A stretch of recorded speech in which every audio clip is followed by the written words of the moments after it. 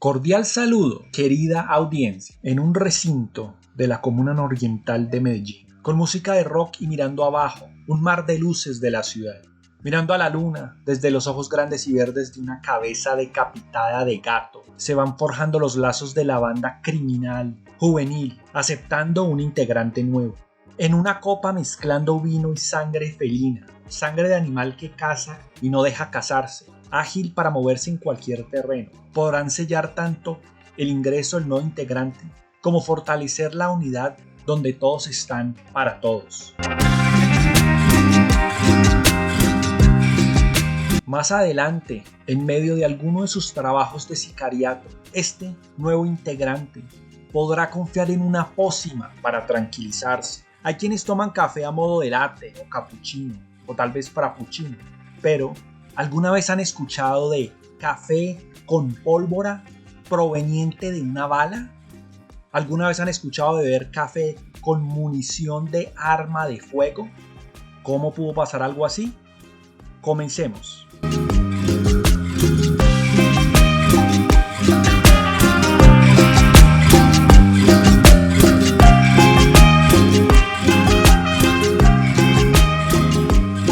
Muy bien, entonces el autor hace una presentación 12 años después en la que relata los hechos ocurridos sobre todo en el año de 1985, que fue conocida a nivel nacional por presentar varias problemáticas. Resumiendo en términos de violencia, ese año trajo consigo una invasión por parte del narcotráfico en Medellín, el asesinato del ministro de Justicia, el fracaso por parte del gobierno de Betancur en las negociaciones de paz con el M-19, el EPL, las FARC. No solamente lo anterior, por presión de Estados Unidos, en 1989 se declara en Colombia una guerra contra las drogas. Para muchos, a medida que se disparaba la violencia en Medellín, no era otra cosa que organizaciones juveniles que se encargaron de aterrorizar desde un barrio hasta el país entero. Jóvenes que eran instrumentos del narcotráfico y del paramilitarismo.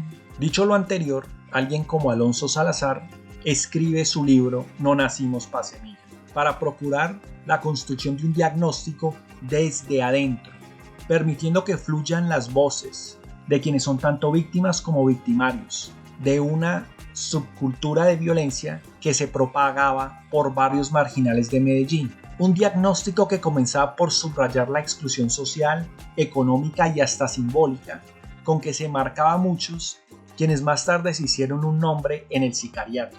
Sin embargo, algo muy importante, dentro de estas zonas marginadas de la ciudad, muchas personas optaron por trabajo comunitario y construcción colectiva para solucionar muchos de sus problemas. Tanto así que muchos optaron por la divisa de nacimos pa' semilla. Así que cuando hay quienes que dicen que no nacieron para semilla, es porque en efecto dicen no tener futuro.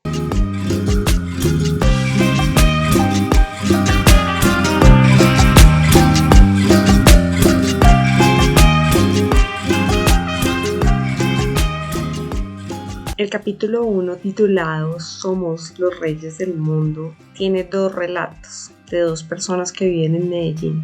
El primero es Antonio y la segunda persona es su madre, doña Azucena. Recordemos que los nombres y otros datos han sido modificados por parte del escritor para proteger las personas que dieron su testimonio. En este caso, Antonio es un joven de 20 años quien en varias ocasiones se ha visto enfrentado a la muerte en la mayoría de ocasiones, producto de su actividad relacionada con el sicariato. Más allá que Antonio sea un sicario y su madre alguien indulgente con este tema, se entrelaza un hecho de violencia social que recubre a la población de Antioquia, Caldas, entre otros departamentos de Colombia, un hecho de una fatalidad de una patria que venía de un periodo de la violencia. Recordemos un poco este tema en el video de Condres, No entierran todos los días. Este periodo de la violencia dejó secuelas en cientos de infantes. Seguía una violencia movida por grupos al margen de la ley, llámense guerrillas o grupos paramilitares, que combinados con el narcotráfico fueron una fórmula perfecta para hacer de Medellín la cuna de cientos de jóvenes de sicarios. Brevemente, doña Azucena es una mujer que huyó de la violencia bipartidista, desplazándose y llegando a ubicarse en un barrio de invasión de Medellín que se fue modificando y adaptando con el tiempo. Una invasión que pasó de pocos a ser de muchos, quienes buscan encontrar un lugar como hogar. Estos hogares son hogares donde la violencia a la mujer se podía hacer cotidiana, donde para sobrevivir había que ser un tanto salvaje, por así decirlo. Un lugar donde adaptarse a los sistemas educativos no era tan sencillo cuando la violencia era parte de la identidad de muchos seres. Tanto madre como hijo se reconocen como personas maldadosas o con cierta maldad. Ambos perdieron la oportunidad de dar continuidad a una institución educativa por su conducta. Sin embargo, la conducta de sus docentes yace en varios cuestionamientos.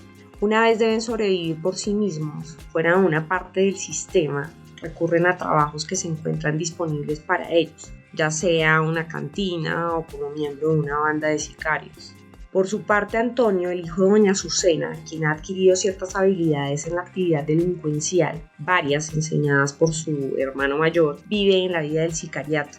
Una vida en la cual no se puede estar tranquilo porque en esa sopa de jóvenes delincuentes cualquiera pasa de la noche a la mañana a ser un objetivo. Llama la atención como el relato de Antonio, el cuidar las armas se hace tan vital, dejando toda su fuerza en este instrumento. También como miembros retirados y activos de la policía podían ayudar a los sicarios a conseguir armas. La moral que tiñe sobre estos barrios se basa principalmente en la supervivencia. Aunque se tiene una religión y una creencia religiosa, se justifica el ser asesino o tener miembros de la familia en riñas que rozan muy de cerca con la muerte. No se sabe hasta qué punto las fuerzas militares conseguían armas y asimismo establecían el control o la limpieza social a través del F2.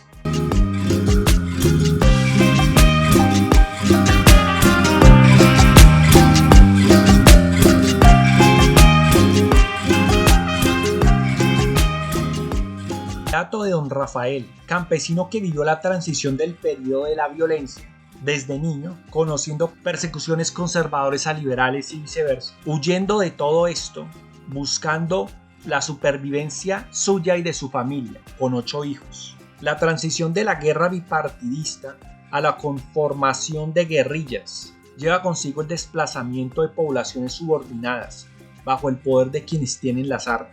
En casos muy puntuales, una banda muy reconocida de sicarios, denominada Los Nachos, procede de un ex miembro del M-19, pues como se ha mencionado en el video de Cóndores, muchas veces estos grupos al margen de la ley no tienen un mando sobre todos sus miembros. Llama la atención cómo ese hombre reconoce la masacre de Punta Coquitos, la cual fue perpetrada por paramilitares y actualmente se encuentra bajo el mar de Urabá. El fenómeno de zonas inundadas de milicianos que deciden irse por la delincuencia común o continuar con grupos armados según lo que consideran sus ideales. También resulta curioso como al verse en un barrio lleno de sicarios y la necesidad de tener una vida mínimamente digna, es esto para algunos aliciente para la creación de grupos de autodefensa, lo que sin duda nos saca de un reduccionismo que establece que todo grupo autodefensa necesariamente se hace en oposición a la guerrilla, pues este señor venido del campo, conociendo a la guerrilla sin apoyarla, creía que era necesario en su barrio una autodefensa sin por ello afiliarse o defender ideales de guerrilla.